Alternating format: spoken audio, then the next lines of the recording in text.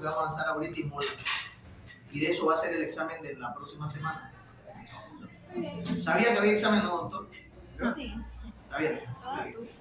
Entonces, el embarazo ectópico es la implantación y desarrollo del útero, del huevo fuera de la cavidad uterina. Su incidencia es aproximadamente de 1.8 a 2% de todos los embarazos y más frecuentemente entre los 25 y 34 años, frecuente en multíparas, ¿no? En cuanto a su localización, el ampular, digamos, en la trompa, 78% es el más frecuente, el cervical 1%, abdominal menos del 1%, el ovárico del 1 al 2, digamos, y el étnico 12, digamos, ¿no? Entonces, ¿quiénes fueron los que tuvieron justamente su suerte, sus compañeras entraron y era un embarazo ectópico ovárico, ¿no? Ahí está la doctora. Ese casi nunca se ve, digamos. Su etiopatogenia, digamos, los factores que afectan el transporte del óvulo hacia la cavidad uterina, como cirugía tubárica previa, gestación ectópica previa, enfermedad inflamatoria pélvica y uso de dispositivo intrauterino. Díganme una patología que cause enfermedad inflamatoria pélvica. Gonorrea. Ya, gonorrea, ¿qué más?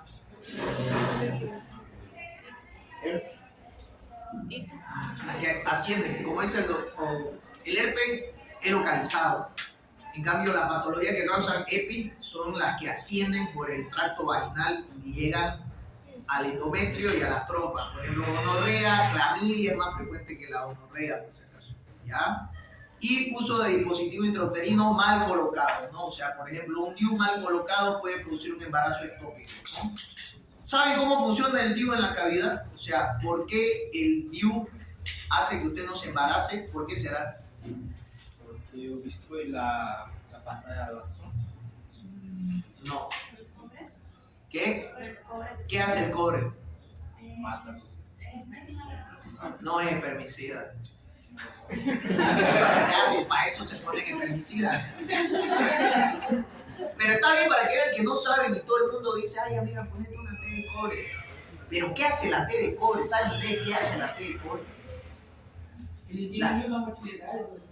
Disminuye la motilidad de los espermatozoides. Adicional de que como es algo que no está hecho para crecer con el endometrio, causa un proceso inflamatorio alrededor de la T y disminuye, entonces no deja que los espermatozoides pasen. Pero aún así hay uno que otro que aguilillo y pasa y va y lo fecunda, ¿no? Y por eso nacen los bebés con su T en la frente, que sepan, ¿ya?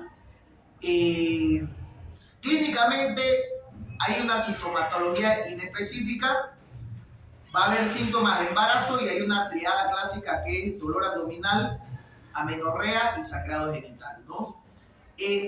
No necesariamente es un sangrado genital de amenaza de aborto, sino es un sangrado de implantación, ¿no? Ya saben que hay un sangrado de implantación que es escaso, ¿no? Entonces, dolor abdominal, amenorrea y sangrado, usualmente se tiene que hacer que la mujer una prueba de embarazo.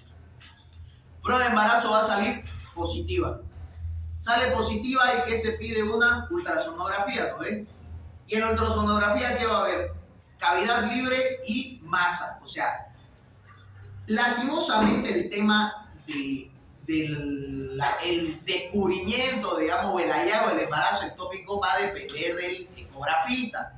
Ya sabe que la ecografía es operario dependiente. Entonces, ¿qué pasa? Si usted, por ejemplo, se la manda a un ecografista X, digamos, que recién salió de ecografista, por ejemplo, y usted le manda, solicita ecografía, prueba de embarazo positiva, y él no es muy habilidoso con el ecógrafo, él va a ver la cavidad uterina, la va a ver sin embrión y va a decir útero y anexos normales, porque le da flojera a ver todo. A mí me ha pasado hartas veces, ¿no? Entonces te la devuelven y vos decís, pero si sale TESPAS positivo, ¿cómo me va a mandar ecografía útero y anexos normales? Entonces usted va y busca, pero evidentemente no se ve nada en el útero, pero ahí tienen que buscar trompa, ovario, cavidad abdominal, buscar dónde puede estar implantado el embarazo ectópico, ¿no? Al examen físico van a ver signos de irritación peritoneal, útero aumentado de tamaño reblandecido, masa parauterina y compromiso hemodinámico.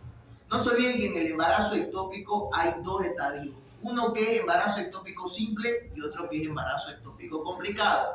El simple es el que no se ha roto. O sea, la mujer tenemos más o menos hasta las 12 semanas de gestación para que no se rompa. Después de las 12 semanas se rompe y ya es un abdomen agudo quirúrgico, hay que entrar de emergencia a quirófano. ¿Ya? Entonces, ¿qué se hace? Si usted va, digamos, la paciente 5 semanas a su consultorio y ustedes no ven nada en cavidad uterina, le pueden decir, ¿sabe qué, señora? Vamos a esperar hasta la semana 8. Tienen zona, digamos, va a sentir punzada, no le va a bajar, vamos a ver cómo evoluciona. Si hasta la semana 8 no se implanta en cavidad del útero, entonces ahí usted dice, le vamos a poner metotrexate, digamos, para que se disuelva. Peor si es una paciente que es su primer embarazo, no ha tenido hijos y usted quiere preservarle las trompas, digamos, ¿no? Entonces, vamos a esperar metotrexate y vamos controlando. Pero si es una paciente que tiene 8 hijos, por ejemplo, y ya no quiere más hijos y una trompa no le va a hacer más ni menos, lo operamos nomás y lo más fácil, digamos. Entra, le saca la trompa y listo. Entonces, importante la beta-HCG cuantitativa. ¿Por qué es importante? Porque, por ejemplo, usted le hace a esta que tenía embarazo ectópico, le dice, bueno, te vamos a dar metotrexate. ¿Se acuerdan que ya avanzamos en la clase anterior, de cuánto venía la ampolla en metotrexate? Una ampolla de cuánto venía, 50 miligramos, ¿no? Ampolla de metotrexate. Y entonces se pone una ampolla de metotrexate intramuscular, también se puede poner endovenoso y se la controla. Siempre se pide una beta-HCG cuantitativa antes. Una beta-HCG cuantitativa, por ejemplo, que esté en 20.000, si usted le pone el metotrexate a las 48 horas tiene que haber una disminución, digamos, de 15.000 a 12.000. Entonces usted ya sabe que va a ir bajando y le hacemos controles cada 3, cada 4 días. Pero si usted, por ejemplo, le hace cuantitativa ahorita y está en 15.000, le pone el metotrexate y a las 48 horas está en 18.000, significa que el embarazo sigue avanzando. Entonces no nos está funcionando el metotrexate, pudiéramos ponerle una segunda ampolla de metotrexate. O entrar y operarla, digamos, ¿no? Pruebas específicas, ecografía transvaginal, la paroscopía diagnóstica o la cultocentesis, que es la aspiración de líquido libre del fondo de saco de Douglas. Aquí como se ve, aquí digamos es cultocentesis, con una aguja fina, larga, se saca el líquido, pero ahora ya no es tan necesario porque ya ahora se ve el fondo de saco de Douglas. Aquí por ejemplo ya lo ven el ovario con su masa, un cortado, digamos, ¿no? Y acá está el útero. En su diagnóstico diferencial, tumores de ovario, cuerpo lúteo hemorrágico, apendicitis aguda, litiasis renal, enfermedad inflamatoria pélvica o infección urinaria por el dolor, ¿no? Tratamiento expectante, ecografía con niveles seriados, que es la beta-HCG cuantitativa. Si la cifra es descendiente, digamos valores inferiores a 1000, no hay que hacer nada, no está embarazada. Localización tubárica, si no se evidencia ruptura tubárica o hemoperitoneo, si hay ausencia de cavidad cardíaca embrionaria y diámetro del embarazo menor a 4 centímetros, es expectante, ¿no? O sea, en esos casos es expectante. Cuando la localización está en la tuba, no hay ruptura del útero, ausencia de cavidad embrionaria, etc. Como ya dijimos, tratamiento médico del metotrexate puede ser parenteral, intramuscular o inyección directa en el saco gestacional. Aquí no hacemos inyección directa en saco gestacional por si acaso. Se hace nomás intramuscular o endovenosa también. Todos los criterios aplicados para la conducta expectante son el metotrexate, ¿no? Gestaciones ectópicas no tubáricas, por ejemplo, cornual o cervical, donde la cirugía produce hemorragias masivas, se utiliza el metotrexate, pero si no se puede, es cirugía. Y contraindicaciones como patologías hepáticas, trombocitopenias, anemia severa o leucopenia.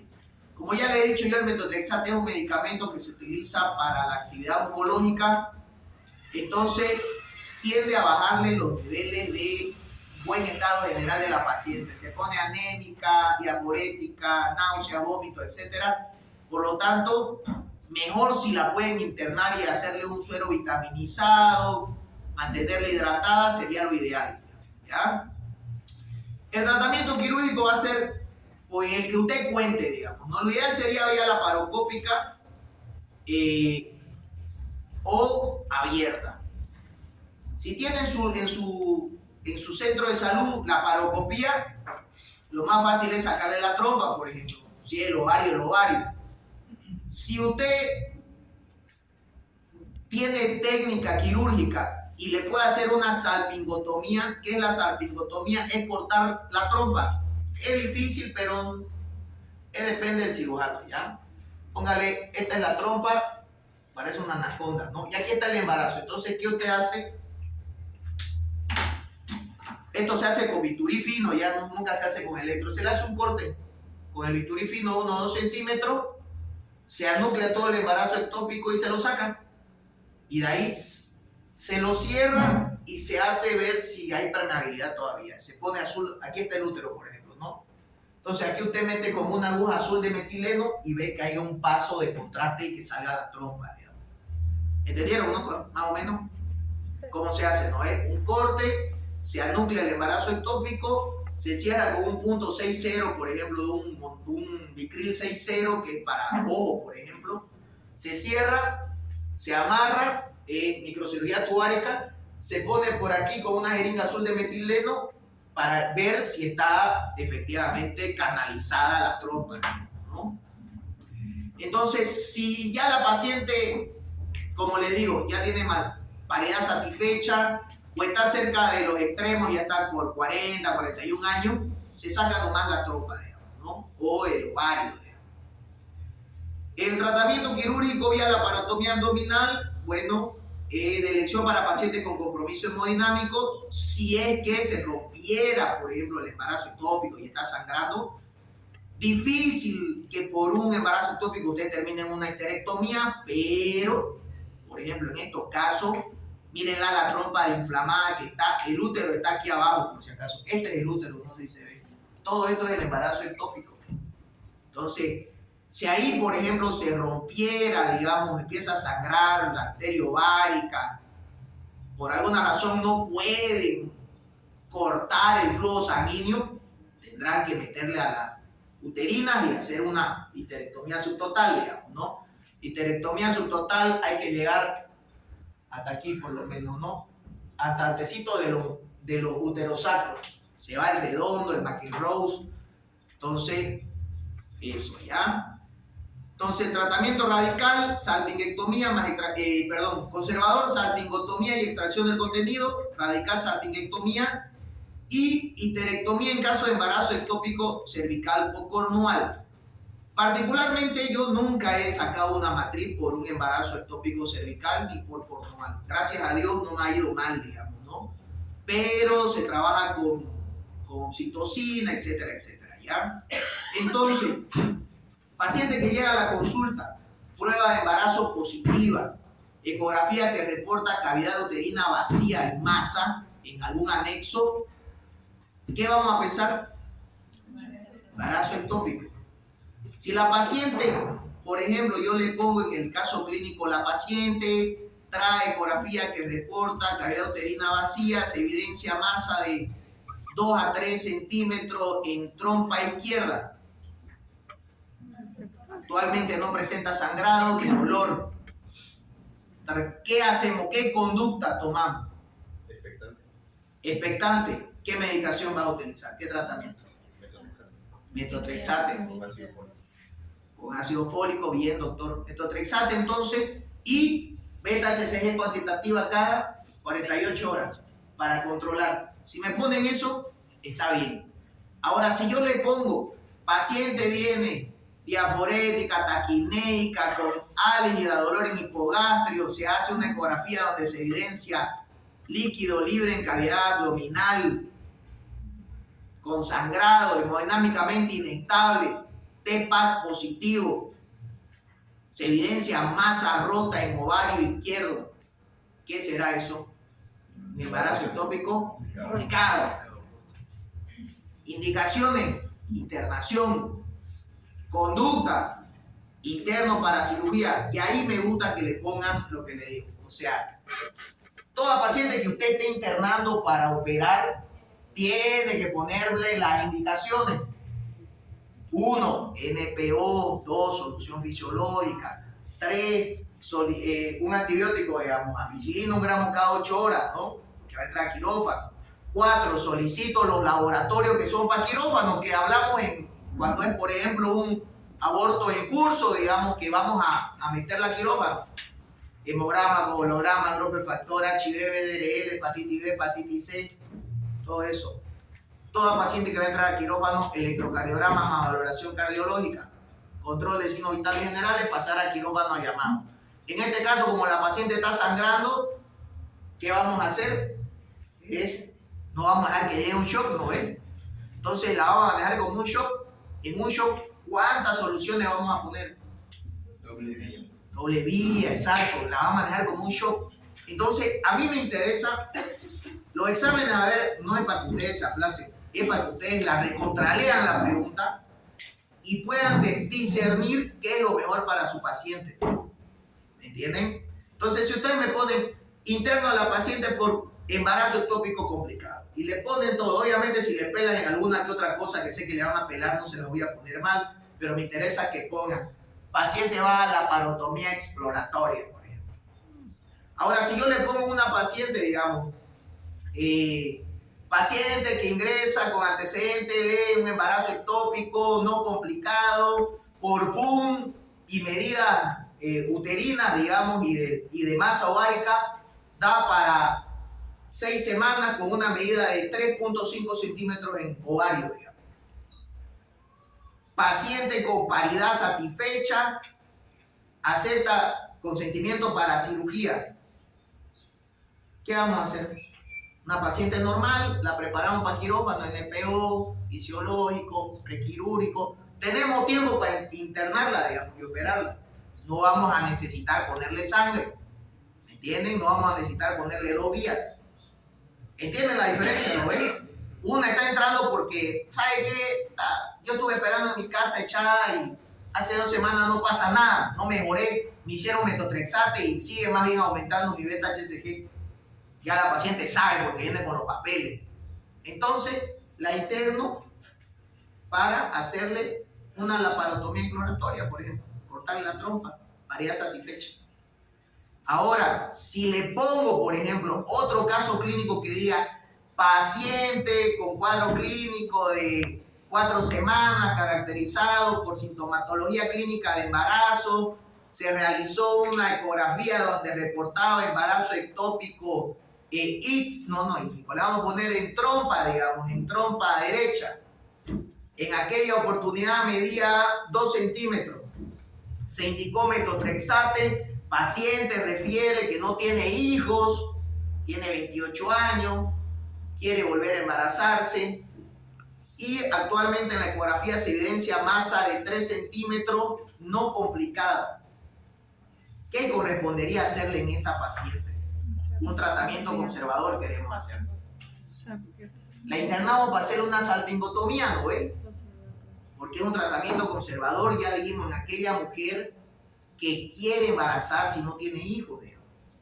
Vamos a tratar de hacérselo, ¿no ves? Entonces, esa internación, NPO, solución fisiológica, pedimos los laboratorios, damos el antibiótico, la preparamos para quirófano, electrocardiograma, valoración cardiológica, enviar a quirófano a llamado. Listo. Con eso me basta. Bueno. Perfecto. ¿Entendieron? La doctora la veo con cara que no entendió. Bien. Bueno, en enfermedad trofoblástica gestacional es un conjunto de entidades clínicas caracterizadas por una alteración proliferativa del trofoblasto. Esta es la más fácil de todas. Mole de teiforme incompleto o parcial y datiforme invasiva, coriocarcinoma o tumor trofoblástico del lecho placentario, su clasificación. Factores de riesgo: primigesta, tardía, extremos de la edad reproductiva menor de 20 o mayor de 40, estado socioeconómico bajo, dieta baja en proteínas, ácido fólico, alteraciones en factores genéticos, antecedentes previos de enfermedad molar. ¿Qué va a ser? Una degeneración quística hematosa de las vellosidades coriales que abarca la placenta y el recto del complejo ovular. Los tipos: completa, cuando hay ausencia de embrión y de la vascularización velocitaria. Incompleta es la más frecuente y una degeneración focal, sobre todo a expensas del sincitotrofoblasto, embrión que muere precozmente. Anamnesis: hemorragia genital indolora, acuérdense, hemorragia genital indolora, de aparición súbita, con expulsión de vesículas en 1006%, puede presentar hiperemesis grávica, puede. Saben que hiperemesis es la náusea y los vómitos, ¿no ven? Puede haber clínica de hipotiroidismo, como la tormenta tiroidea, que eso es raro, pero puede haber dificultad respiratoria, embolia pulmonar y quiste ovárico de la teca luteica. Entonces, probablemente en la clínica, si yo les digo, paciente que viene por emergencia por presentar cuadro clínico súbito caracterizado por hemorragia genital indolora con expulsión de vesícula, ¿qué va a hacer? Hola, no, ni cómo pelar, le pelan, se aplazan por burro.